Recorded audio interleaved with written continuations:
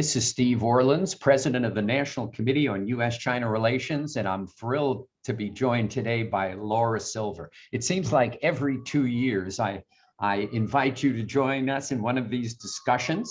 Laura is the Pew Research Center senior researcher and kind of does a lot of the work that Pew does on polling with respect to China, polling the American people with respect to China.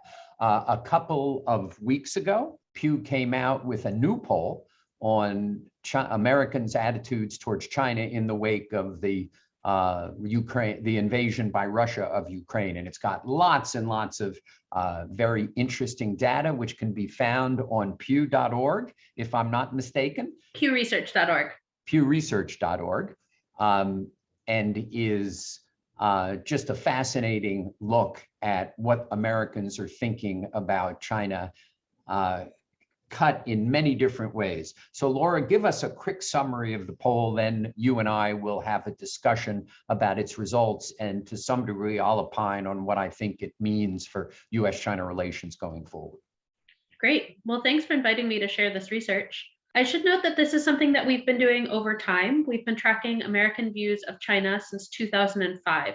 So much of what we are monitoring is how views towards China have shifted. And that's important because this year we see that 82% of Americans have an unfavorable view toward China, but that's among the most negative that we've measured. It's complicated a little bit by something a bit esoteric, which is a mode shift, meaning we used to interview Americans on the phone, and now we interview them on our nationally representative American Trends panel. But suffice it to say that negative views of China have gone up substantially since 2017, and they're among the most negative that we've ever measured. We see, as we typically do, that Republicans are slightly more negative towards China than our Democrats, but the difference is relatively small in the grand scheme of partisan differences in the United States. We also see that as negative views towards China have grown, so too has a sense that China is a major threat. We asked specifically whether China's power and influence is a threat to the United States, and 67% of Americans say it's a major threat, up from 62% who said the same in 2020, which was already up over the previous couple of years. There's also been a corresponding sense that China is growing as an economic power. One of the questions we ask is about who's the leading economic power in the world, and there are 4 choices given: China, the United States, Japan, or the European Union, though people can volunteer a different response. But when it comes to those 4 options, we see that 43% of people now think that China is the leading economic power, up from 32% in 2020, with almost all of this change being driven by Republicans. Republicans, for their part, are much more likely today to say that China is the leading economic power than they were in 2020. And then, as you noted, we asked this particular survey in the wake of Russia's invasion of Ukraine. And one of the things that we asked about was whether or not people see the China-Russia partnership as a serious problem for the United States or not, as well as a series of other problems. We asked about 7 in total, including tensions between mainland China and Taiwan, tensions between mainland China and Hong Kong. But when it comes to which problems were seen as most serious, the one that really stood out for Americans, which 62% described as very serious, was the China-Russia partnership. Talk about the new methodology. I didn't fully understand. So you're now doing this in person or via Zoom? We're now doing this online, but not in person or via Zoom. What we do is we recruit people actually through address-based sampling. So you get a mailer. Something comes physically, just like it would have for the census. You get a postcard essentially that says, "We've selected you. We'd like your opinions. Would you join our nationally representative panel?" And if they consent to join, then we have around 15,000 people right now who are sent our surveys, usually around once a month, sometimes a bit more, sometimes a bit less, and they're given incentives to participate. And so then we can track these people over time. It's a nationally representative sample because you can't opt in to being part of it. I can't just say, "I'd like to be part of Pew's research," the way you could with something like SurveyMonkey. Instead, what you can do is take the survey if it's sent to you. And so we have this nationally representative sample of people who we poll. Are the respondents more politically active? So that's something that we tend to balance for. We have a little bit of extra information on our website about this. They tend to be, quote unquote, more civically engaged, but we can account for this using what we call post-stratification weighting. Essentially, we can make the general sample that we have look more like the American public overall. So the results show that 62% say the relationship between China and Russia pose a very serious problem. 47% China's involvement in politics in the United States, 43%, so less China as a military power, 42% China policies on human rights, economic competition with China, 35, all the way down to Hong Kong, where it's 26%. So a few questions on that. One, March 21st was the day you started the polling. You went out to respondents. March 21st was the day that Tony Blinken said China's considering selling military weapons, drones, strategic to air missile, SAMs, K rations to the Russians. Do you think that may have skewed the poll? I think I would take issue with the word skew. I think that it may certainly have influenced people who were aware of it, but that is something that we're trying to understand. At that point, when people would have taken the survey, that could have been salient for them, and that might be what they're thinking about when they think about the partnership. If we were to ask the same question again and it were no longer salient because different things had transpired, that weapons weren't sold, it's not in the news, certainly the sense that this is a very serious threat could go down, or a very serious problem could go down. But when it is in the news and it's something that people are thinking about, then we would expect to see it rise as a serious problem. In some ways, it's more of a validity check on our polling. That said, I have a feeling very few Americans were actually aware of that news. I think more broadly, people think about the historic partnership between China and Russia, or are aware more generally that China has refused to condemn the war in Ukraine and hasn't taken a particularly active stance, essentially condemning it or offering sanctions or anything of the like. The odds of a given American knowing that weapon sales were discussed on the 21st, I think, is relatively low. Because my guess had been, maybe because it was so much on the top of my mind at that point in time, then subsequently the US government said China has decided not to sell military equipment to Russia, that I would have, in terms of my own, obviously I'm not a typical respondent, it was that high, and then subsequent to that, it dropped down. For you personally, though, do you think that the partnership between China and Russia, even without weapon sales, is no longer a serious problem for the United States in the wake of the crisis in Ukraine? Serious problem. I always, almost everything in the relationship is a serious problem. Is the Chinese-Russian partnership a serious problem? Well, it's one of many, many serious problems. And in fact, is a reflection of the fact that we can't talk about anything, we can't cooperate on anything. China makes bad decisions, the United States makes bad decisions, and we enter into what I call a downward cycle, a vicious cycle, as opposed to a virtuous cycle. The American public actually agrees with you, and every one of the 7 questions we asked about, a majority of more than 7 in 10 said it was at least somewhat serious. That's part of why we focus on the very serious element of it, because it indicates a bit of the depth of severity. When you asked about involvement in US politics, it's an issue I often focus on, because it has been the subject of a lot of media and government misinformation. What were you getting at? The elections of 2016, 2020, or kind of Chinese interference in academic freedom, or all of the above?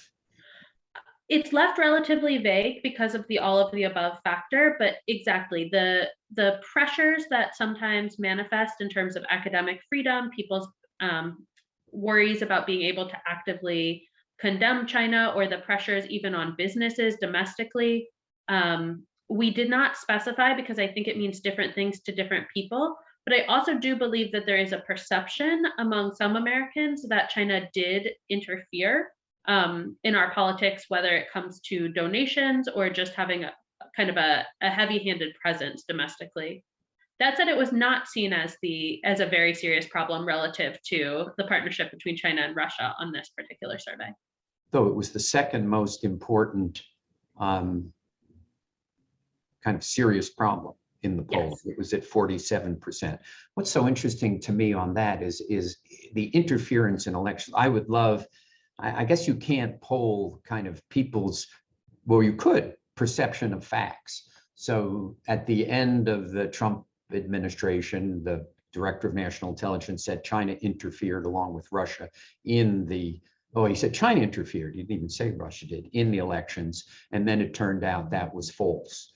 So it turned out that that was misinformation put out by our own government, and that the new director of national intelligence said, well, they thought about it and they decided not to do it. So I wonder how many people kind of heard the initial news and never heard the second news and still believe that China interfered in the election. That would be a kind of a wonderful thing to poll, because what we try to do is educate. So have the public, when they make decisions, make them on the correct facts. Definitely, that's something we could look into, and we are always interested in measuring international knowledge. And in fact, we have a report that will be coming out towards the end of this month that will speak to this a little bit, including one question about knowledge of China and one question about knowledge of the current US Secretary of State. And it's worth noting that international knowledge is relatively low for most Americans. I think there is definitely a difficulty where people probably do not update their priors. They see kind of one piece of information and maybe never cycle back to that news story. So we'd have to catch them at the right time to necessarily see that in our data. But it is something we're interested in exploring. And we're always interested in particular in what knowledge of something like China or foreign affairs, what that knowledge brings to bear on attitudes. Because you might wonder, for example, do people who know more about China, presumably people watching this video, feel differently about China than others? Or is there kind of less of an education difference, which is actually what we see in our polling?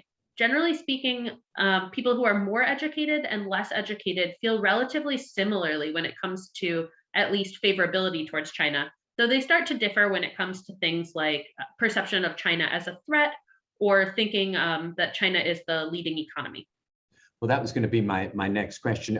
Is there additional data with respect to educational levels, income levels, and race? So there definitely is additional data about this. One of the things I think is interesting, though, is that there are relatively few educational differences on a number of the key questions like favorability. Though when we do start to see educational differences, they tend to be on things like opinion of whether or not we should be tough on China economically, or whether or not we should try and work cooperatively with them economically. Though some of these differences are largely due to partisanship. So we do see, for example, that Democrats and Republicans break fundamentally on that question, where Democrats are much more likely to say that we should work cooperatively with China economically, while Republicans are much more likely to say we should be tough on China. Was there a further breakdown within Democrats and Republicans between more progressive Democrats and more conservative Republicans, rather than more mainstream Republicans and more mainstream Democrats?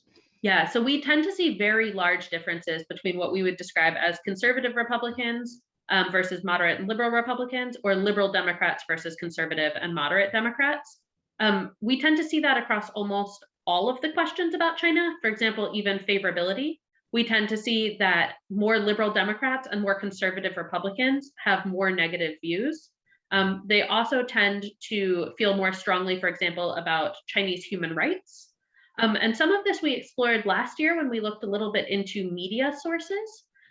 One thing I think is pretty interesting to note is that Chinese human rights are one of the few issues that we ask about that has bipartisan agreement. Republicans and Democrats tend to be about as likely to say that Chinese human rights are a serious problem. When we look a little bit more deeply, though, we tend to see that people who get their media or get their news largely from either very left-leaning outlets or right-leaning outlets.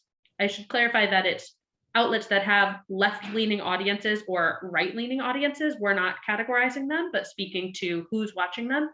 We tend to see that those groups in particular are most concerned about Chinese human rights. Did you have a sufficient sampling of Asians in the United States to see if there was a difference between Asians and non-Asians in the polling data? We can't break it down particularly far. So we can look generally at Asian Americans, but we can't look within Asian Americans at different subgroups. But yes, we tend to see that Asian Americans are more favorable towards China than white Americans, for example. And what about African Americans? Yeah, so we find Asian Americans are more favorable towards China than white Americans, but we also find the same about Hispanic Americans and Black Americans. Around 3 in 10 of each of the non-white groups I just mentioned have favorable views of China, compared to 9% of white Americans. And income levels? Income levels, we don't tend to analyze as concretely as we do education levels because they tend to be highly correlated. But generally speaking, we do see that there are some differences by income. I can pull up the exact data. And are professions polled also or no? Unfortunately, we do not tend to analyze it by professions. We have kind of rough cuts of whether or not people are employed or not. But I can't look, for example, at farmers in the Midwest with the size of sample that we have here, which tends to be one of the questions that people ask. So yeah, actually, when it comes to income, when we look at the percent who are favorable, those with higher incomes are less likely to have a favorable opinion of China than people with lower incomes. Wow, that's so interesting. What surprised me most about the poll, it was interesting, was the kind of the views, the drop in the percentage of people who viewed China as an enemy as opposed to a competitor. It was like I think if I remember, a 20-point drop of people who thought of China as a competitor rather than an enemy, and Russia's numbers soared for obvious reasons. First, is my recollection correct? Second is, what's going on here? And is that across the board? Yeah, so it's a 10-point drop, but you did remember that the Russian numbers were quite substantial. So in January of 2022, 35% of people described China as an enemy and 41% described Russia as an enemy. In March of 2022, 25% described China as an enemy and 70% described Russia as an enemy. So our Russia lines went like this. Our China lines, we just saw a slight drop in the percent who said enemy. But an increase, the correlation was to competitor. Correct. So the question asks about competitor, partner, and enemy. Almost no one describes China as a partner. That was true in January, still true in March. So really, when we saw the shift, it was people saying China is a competitor rather than an enemy, 62% describing China as a competitor. I think what's going on here is that what it means to be an enemy of the United States shifted pretty substantially when Russia invaded Ukraine. That term could have meant a number of things to different people prior to this invasion, but I think it more clearly means active war as a possibility, or deep threat, potentially even nuclear threat. And that is not necessarily something that lots of people are sensing from China, whereas it is something that they're sensing from Russia. So I think it's the fact that we asked about Russia in particular that changed how people view the China-US relationship. It's not to say people see China as a partner, though, because fewer than 1 in 10 said that. Right. Yeah, virtually nobody. Human rights dropped as an issue of concern. Is that because they believe the US government is now carrying that ball, or what do you think is going on here?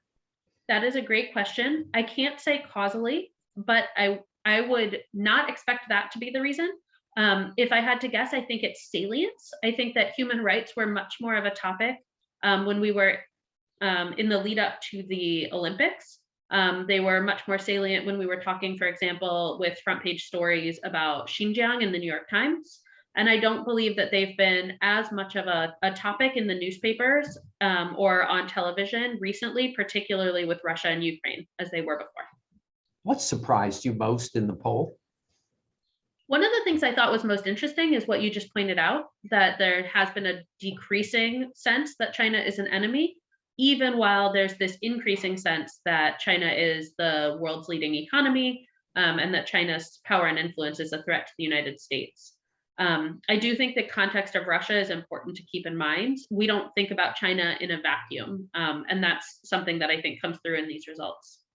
Talk about the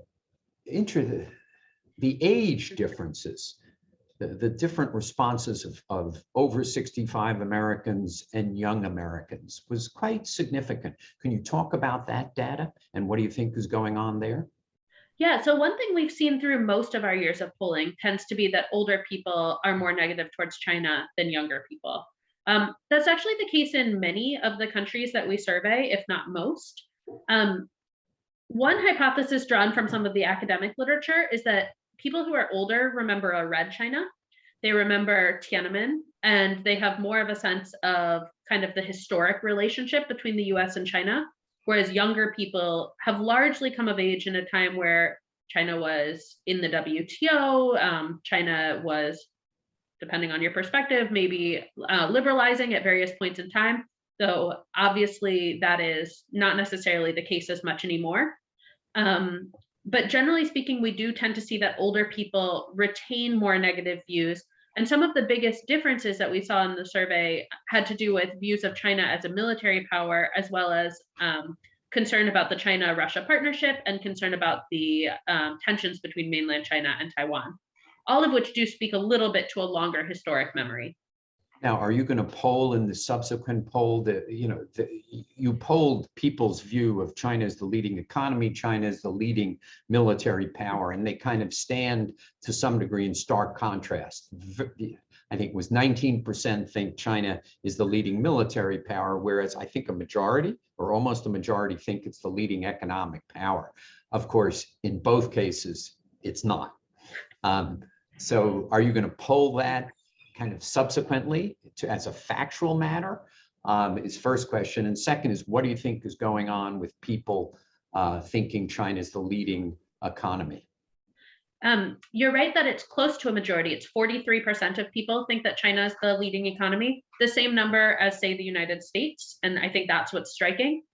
To some degree, although there's a factual answer to this question, the way people answer it feels more like an attitudinal question, because people who think that the US economy is in bad shape are much more likely to describe China as the leading economic power. It's also part of the reason that we see most of the movement in the last 2 years being among Republicans. When Republicans thought that the economy was in good shape under President Trump, they thought the US was the leading economy. Now that they think the economy is in poor shape under President Biden, separate even from the inflation issues, we saw a partisan switch basically as President Biden took office. So now that Republicans are down on the economy, they also think that China's economy is leading. It's interesting to think about it as a factual question, though. And when I alluded to our report about international knowledge that's coming out at the end of the month, we're in May for those watching later, but towards the end of this month, we do see that people who are higher knowledge are more likely to say the United States, which, as you mentioned, is the kind of widely accepted factual answer. So there is some kind of ground truth to this, and people with higher international knowledge get the answer correct. But definitely this question is tapping a broader discontent with America's economy. The poll reflects very little confidence in the president of China. In fact, though I think it's 83% don't either have no confidence or little confidence, similar to the 82% that fear the Russia-China partnership. Do those two numbers correlate? Is it the same people who see Russia-China relationship as the most dangerous part of the relationship that have no confidence in the Chinese leadership? They're definitely correlated, though it's worth noting that confidence in President Xi has been relatively low for multiple years and actually has not shifted much since the last poll. Generally speaking, people who have limited confidence in him tend to see China as a threat. They tend to have negative views of the country overall, and they tend to think almost everything is a more serious issue for the bilateral relationship. What do you wish you had polled that you didn't? I would like to dig more into what people are thinking about when they think about some of these problems.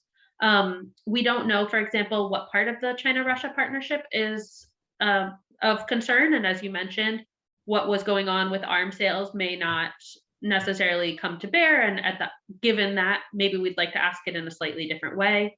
I'm always just generally interested in what people are thinking about when they think about China. We did an open-ended question to that effect last year, and the results were fascinating. I'm always keen to redo things like that and see how that might have shifted, particularly with this idea of media salience, that what's in the news is definitely affecting how people think about foreign countries and China in particular. Yeah, no question. And so you will have this knowledge poll that will come out at the end of May. And we hope you do another China poll in the not too distant future. I always joke, I thank the Pew Research for doing this profusely, because if you didn't do it, I would probably have to commission it and do it. But it's the data in here is extremely valuable. We've only begun to touch on it in this half-hour conversation, but I know our audience only has tolerance for a half hour. But then go to pewresearch.org and you can get the full poll. And it is for those interested in kind of what our policies should be, because ultimately you read this poll, you have a sense of what the American people understand and believe, and you're going to be crafting policies in response to that. It's absolutely critical reading. Our job at the committee is much more, if it is based upon incorrect assumptions, incorrect education, our hope is we can educate, whether it would make people more negative or more positive. We don't take or have no bearing. I'm sorry? Or have no bearing, as the case might be. Yes, but thank you so much. Thank Pew Research for doing this. We so much appreciate it. Absolutely. Thank you for having me. And please do reach out if you have questions about anything I talked about today.